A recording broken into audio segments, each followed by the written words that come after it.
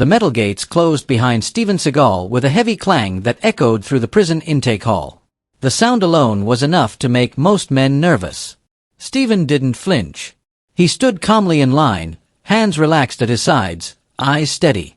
His hair was grayer now, his movements slower, not weak, just controlled. He wore plain prison clothes, nothing that hinted at who he used to be. To everyone else, he looked like just another older man who didn't belong here. And that's exactly what caught the attention of the prison gang leader. The man leaned against a bench nearby, surrounded by others who clearly followed his lead. Tattoos crawled up his neck. His stare locked onto Steven like a challenge waiting to happen. He smirked. "Well, look at this," the gang leader said loudly. "They sending grandpas in here now?" Laughter rippled through the room. Steven remained silent. That silence was mistaken for fear. The gang leader stood up and walked closer, circling Steven slowly, deliberately invading his space. "You lost, old man. This place eats people like you." Steven lifted his eyes calmly. No anger. No panic. Just awareness. "Before this goes any further, where are you watching from right now? Comment your country and city below." The gang leader scoffed. "Quiet type, huh? That won't save you in here." Steven said nothing. And that's when the tension grew uncomfortable. This is how bullying usually starts, not with violence, but with testing. Bullies look for reactions. Fear. Anger. Submission. Steven gave none of it. Other inmates began watching more closely. Some expected Steven to snap. Others expected him to break. The gang leader stepped even closer, lowering his voice. "You better learn who runs this place." Steven finally spoke, softly. "I'm just here to do my time. No trouble." The gang leader laughed. "Trouble finds people like you." What the gang leader didn't understand was simple. Men who've spent their lives mastering discipline don't announce it. Steven's calm wasn't weakness. It was restraint. Quick question for you. If you were in Steven's position, surrounded, disrespected, alone, would you stay calm, or prepare to fight back? Tell me your opinion in the comments. The gang leader turned away, shaking his head. "This one won't last." Steven watched him walk off, his expression unchanged. But inside that quiet stillness was something dangerous. Not aggression, not ego. Experience. And what the gang leader didn't know yet was that he had just chosen the wrong man to test. To be continued. Steven could feel eyes on him from every direction. In places like this, attention wasn't curiosity, it was calculation. People were deciding whether he was prey or a problem. The gang leader hadn't gone far. He stopped near a table, said something to his crew, then laughed loudly. A moment later, one of the men deliberately bumped into Steven's shoulder as he passed. Hard. Steven rocked slightly, then steadied himself. He didn't react. "That's on you, old man," the inmate said, smirking as he kept walking. The gang leader turned around slowly. "Careful," he said mockingly. "Wouldn't want you falling apart on your first day." A few inmates laughed again. Louder this time. Steven adjusted his stance and looked forward, breathing slow and deep. This is the second stage of bullying, humiliation. When intimidation alone doesn't work, bullies try to embarrass you in front of others. They want an audience. They want dominance. The gang leader stepped closer again, voice raised so everyone could hear. "You know how this works, right? Weak ones pay protection. Strong ones earn it." Steven turned slightly, meeting his eyes. "I don't need protection." The laughter stopped. The gang leader's smile faded for just a second, then returned sharper. "That's funny," he said. "Because everyone needs something in here."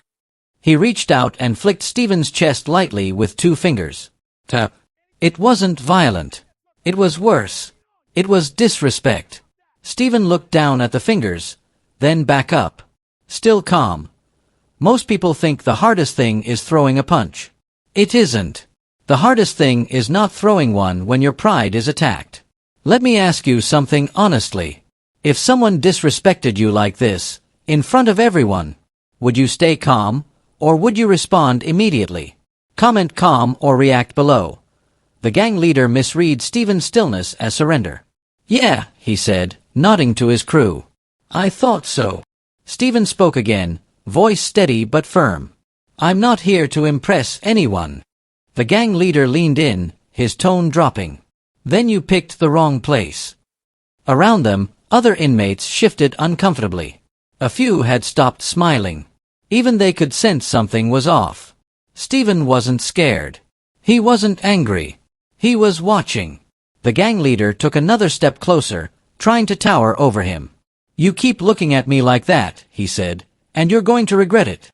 Steven raised his eyes fully now. "I'm listening," he said. "That's all." That answer confused the gang leader. Most men begged. Some threatened. Others exploded. Steven did none of those things. People who rely on fear don't understand composure.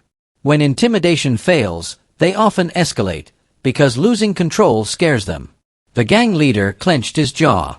"Enjoy your calm," he said. "It won't last." He turned away sharply, barking orders to his crew. But this time, the laughter didn't follow. A few inmates kept staring at Steven, curiosity replacing mockery. One of them muttered quietly, "That guy's different." Steven heard it. He said nothing. What do you think at this point? Is Steven doing the smart thing by staying calm?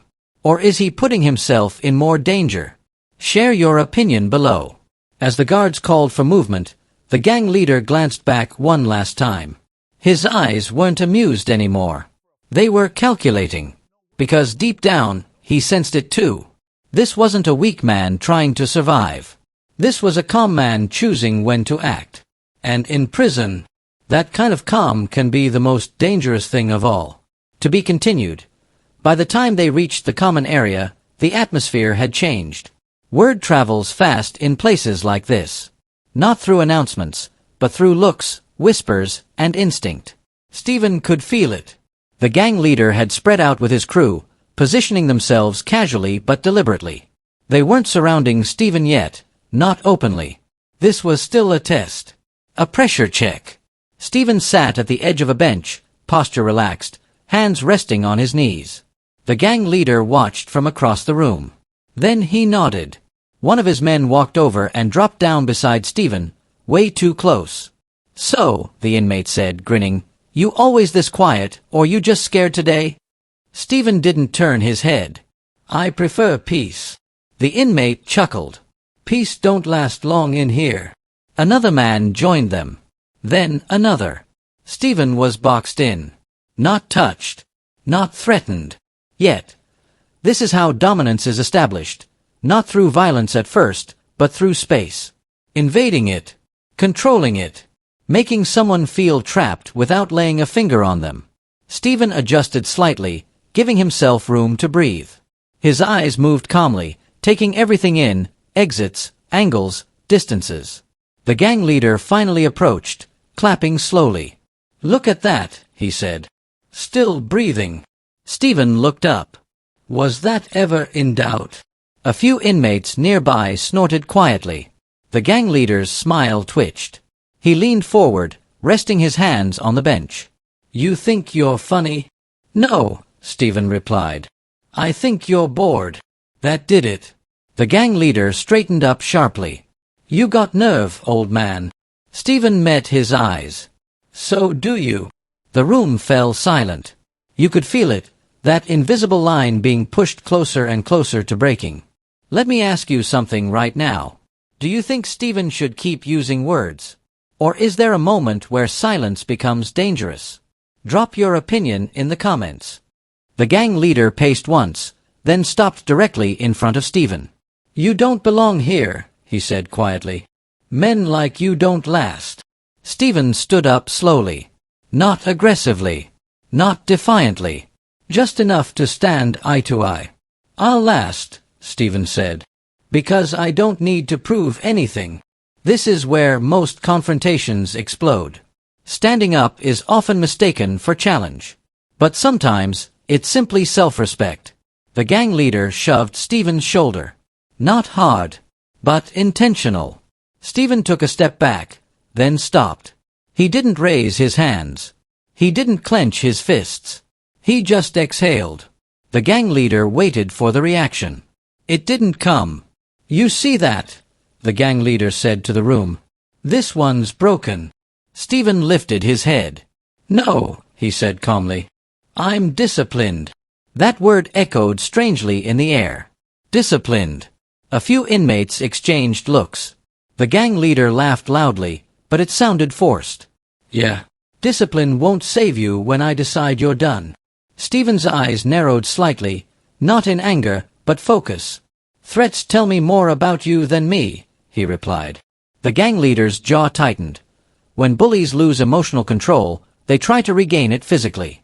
Because fear is the only language they trust. The gang leader stepped closer again, chest nearly touching Stephen's. "You walking away? Or you want to make this interesting?" Stephen looked past him, scanning the room. Then he looked back. "I'm already interested," he said quietly. That was the moment the room shifted. Some inmates leaned back. Others leaned in. They weren't watching bullying anymore. They were watching a standoff. Be honest.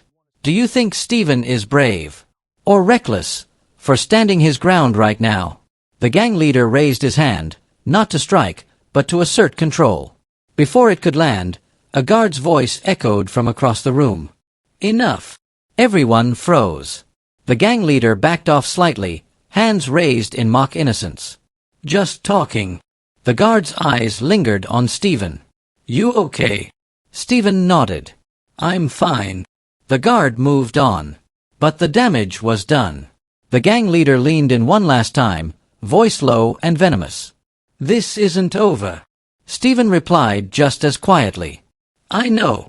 As the gang leader walked away, something unexpected happened. No laughter. No cheering. Instead, silence. And in that silence, respect began to grow.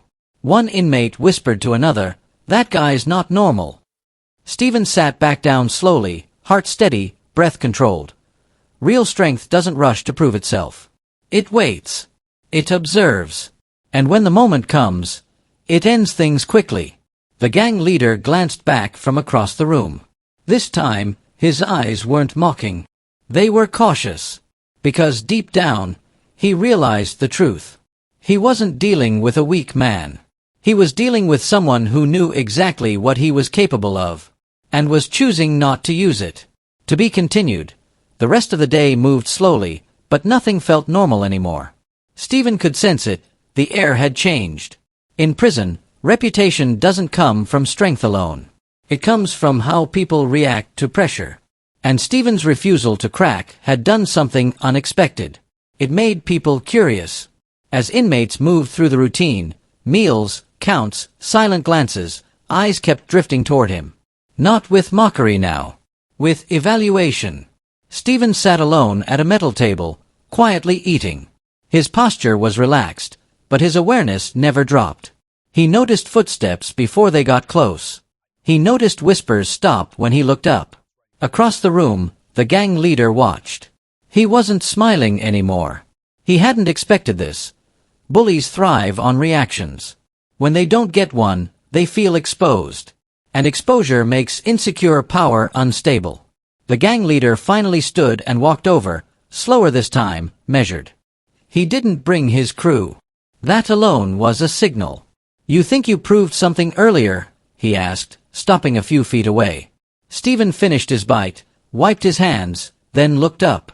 "I wasn't trying to prove anything." "That's so," the gang leader said. "Because people are watching." Stephen nodded slightly. People always watch. That answer unsettled him. The gang leader pulled out a chair and sat down without asking. Not aggressive, but not respectful either.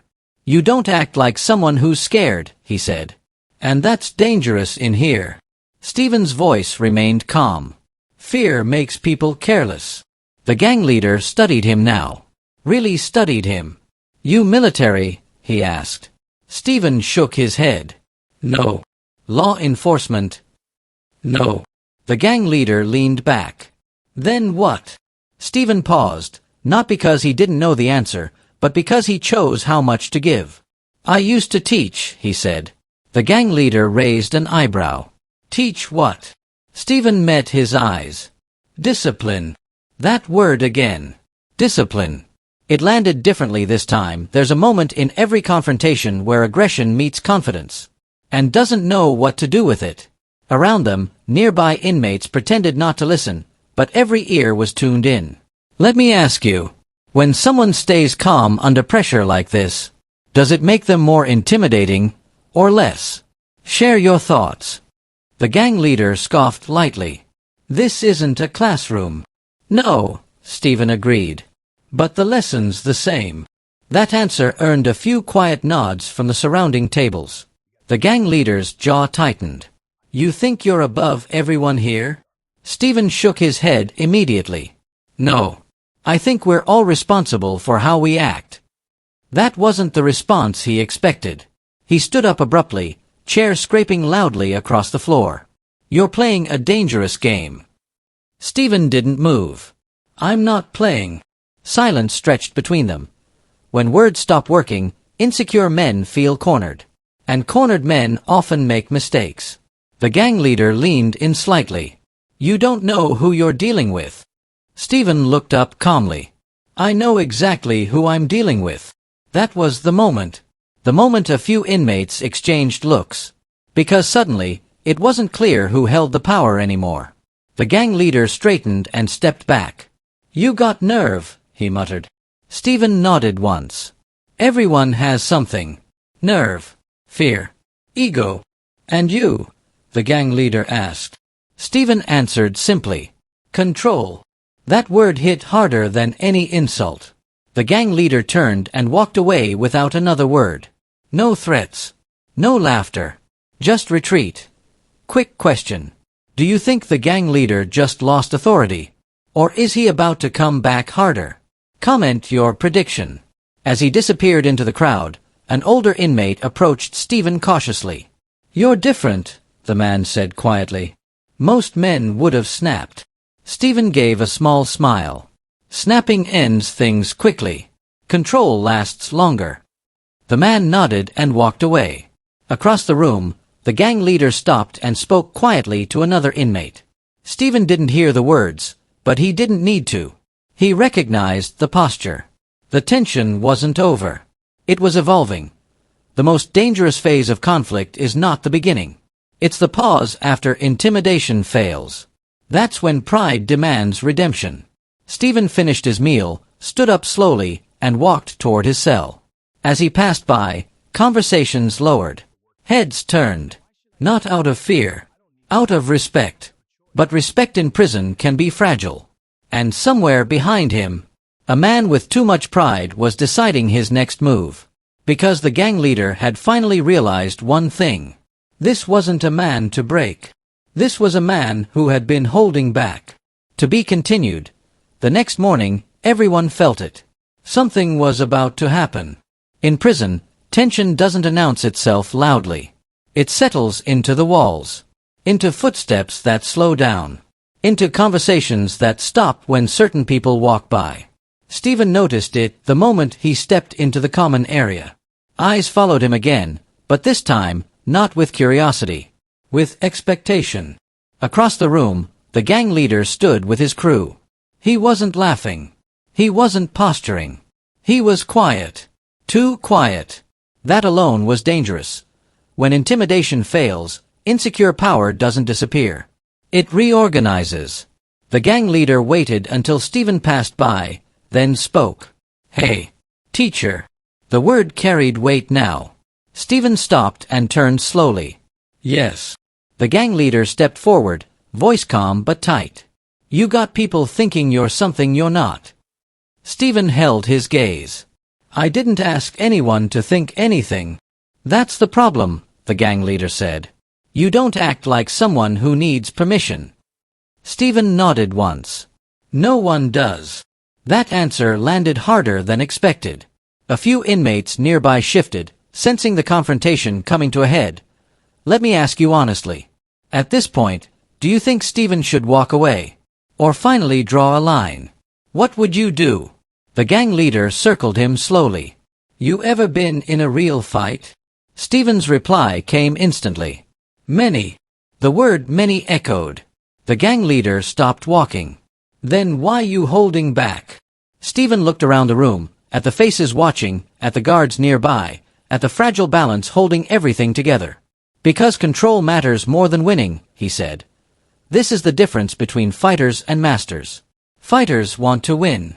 Masters want to end conflict before it begins. The gang leader scoffed. You talk like you're above all this. Stephen shook his head. I talk like someone who's seen where this leads. Silence followed. Not an empty silence, a heavy one. One of the gang leader's crew muttered, "Man's weird confident." The gang leader snapped back, "Quiet." Then he leaned in close to Stephen. You think words will protect you? Stephen didn't step back.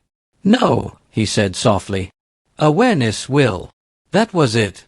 The gang leader shoved the table beside them, metal screeching loudly across the floor. Guards immediately looked over. Everybody sees this, the gang leader shouted. This guy thinks he's untouchable. Stephen raised his voice, just enough to carry. I never said that, he said. I said I won't be bullied. The room froze. Calling out injustice calmly is one of the most threatening things you can do to someone who relies on fear. The gang leader clenched his fists. You don't know how this place works. Stephen replied evenly, I know how people work. That sentence hit different. A few inmates nodded unconsciously. Quick question for you. Is Stephen winning this without throwing a punch? Or is he making things worse? Drop your opinion below. The gang leader exhaled sharply, then laughed, forced and hollow. All right, he said. Let's clear something up. He pointed at Stephen. Who are you really? Stephen paused. This was the moment.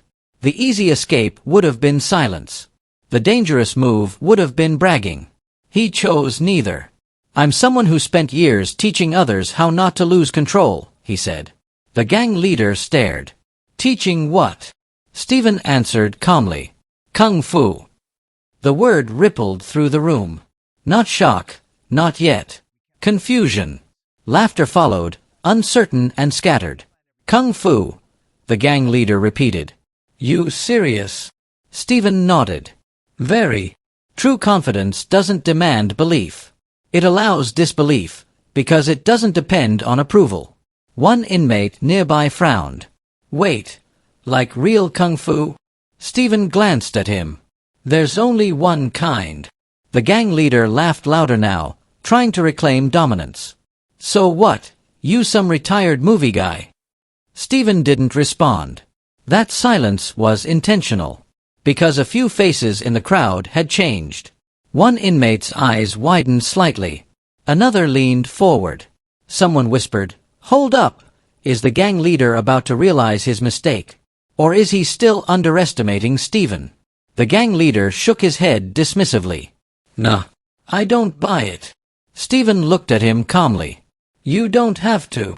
That response unsettled him more than anger ever could. The guard stepped closer now, sensing instability. The gang leader lowered his voice. You think saying that scares me? Stephen answered quietly. No. I think it scares you that I don't need it to. That was the moment the room shifted again. Because suddenly, it wasn't about strength. It was about certainty. One of the older inmates finally spoke up. You ever hear the saying, still water runs deep? The gang leader shot him a look. Stay out of it. But it was too late. The idea was planted. Stephen took a small step back, not retreating, but giving space. I don't want problems, he said. But I won't live under them. The gang leader stared at him, jaw tight, pride wounded. This wasn't how it was supposed to go. He was supposed to break this man. Instead, the room was beginning to lean the other way. The most dangerous moment for a bully is when others stop laughing. As the gang leader turned away, frustration etched into his face. One thing was clear. He wasn't done. But neither was Stephen. And the next time they crossed paths, there would be no more doubts. Only truth. To be continued. The common area felt smaller now. Not because the walls had moved, but because attention had narrowed to a single point. Stephen. The gang leader stood a few steps away, arms crossed, jaw tight. His crew hovered behind him, unsure whether to advance or pull back. The confidence that once filled the space around him had thinned into something brittle. Across the room, a correctional officer stepped closer, eyes moving between both men. "What's going on here?" the officer asked. "Nothing," the gang leader said quickly. "Just talking." Stephen nodded. "That's correct." The officer studied Stephen for a moment longer than expected, then paused. His posture shifted. "You," the officer said slowly. "Have we met before?" Stephen met his eyes. "Possibly. A long time ago." The officer's brows furrowed, searching memory. Then his eyes widened just slightly. "Wait," he murmured. The gang leader noticed. "What?" The officer didn't answer immediately. He stepped closer to Stephen, lowering his voice. "You used to teach martial arts, didn't you?" The room went silent. Stephen didn't deny it. "Yes." A ripple moved through the inmates. Not laughter. Not disbelief. Recognition. There's a moment when arrogance meets evidence, and suddenly has nowhere to hide. The officer nodded slowly. "I thought so. My instructor trained under you years back." That was enough. Whispers spread fast now. "That's him." "No way. Man's legit." The gang leader's face stiffened. "You serious right now?" Stephen turned toward him calmly. "I never lied." The gang leader laughed, but it came out wrong, too loud, too sharp. "So what? You some old kung fu teacher? That don't mean nothing in here." Stephen studied him, not as an enemy, but as a man unraveling. "You're right," he said. "It doesn't." That response confused everyone. True mastery doesn't need validation. It doesn't escalate when challenged, it clarifies. The gang leader took a step forward. "Then why everybody looking at you like that?" Stephen gestured gently toward the room. "Because they understand restraint." The officer raised a hand. "All right. Everyone back to business." But it was too late. The energy had shifted. The gang leader looked around, at the inmates who no longer laughed, at the crew who avoided his eyes, at the guards watching him now instead of Stephen. "Let me ask you, at this moment, do you think the gang leader feels angry? Or exposed? Comment your thoughts." He exhaled sharply, pride wounded. "You think this changes anything?" Stephen replied evenly. "It already has." The gang leader clenched his fists, then slowly unclenched them. When violence doesn't come, not because it can't, but because it's chosen not to, people feel it. The officer stepped between them slightly. "Let's move along." Stephen nodded and turned to walk away. That should have been the end. But the gang leader spoke again, quieter now. "You could have embarrassed me." Stephen stopped, but didn't turn around. "I didn't need to," he said. "You did that yourself." That wasn't cruelty. That was truth. The gang leader didn't respond. He couldn't. Stephen continued walking, calm and unhurried. As he passed, an inmate whispered, "Respect." Another nodded. Another stepped aside to let him pass. Not out of fear. Out of recognition. Respect earned through fear disappears when fear fades. Respect earned through control stays. Later that evening, Stephen sat on his bunk, eyes closed, breathing steady. The cell was quiet.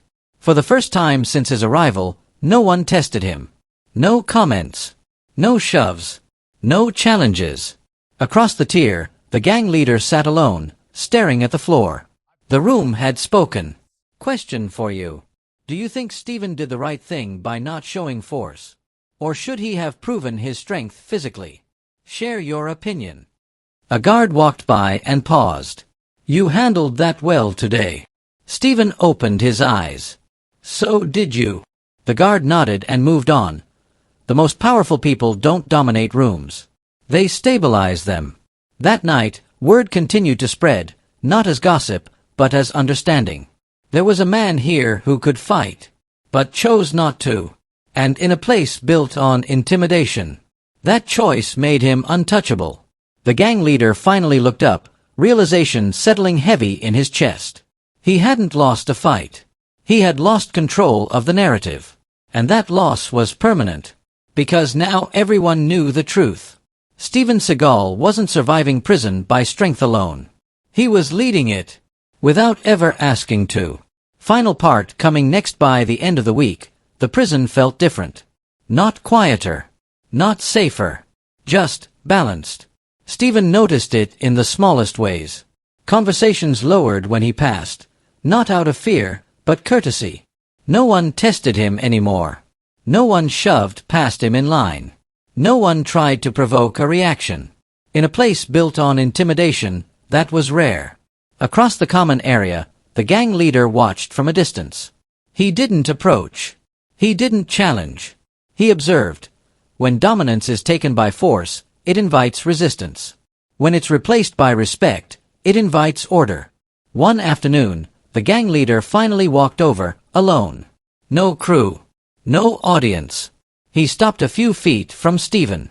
"You made me look weak," he said quietly. Steven looked up, calm as ever. "No. I showed you another way to be strong." The gang leader clenched his jaw. "In here, strength is everything." Steven nodded. "So is control." Silence stretched between them. "Let me ask you honestly. If you were the gang leader, would you see this as a loss, or a lesson? Share your thoughts." The gang leader exhaled slowly. "You could have hurt people." "Yes," Steven replied. "And then I'd be just like everyone else." That answer landed hard.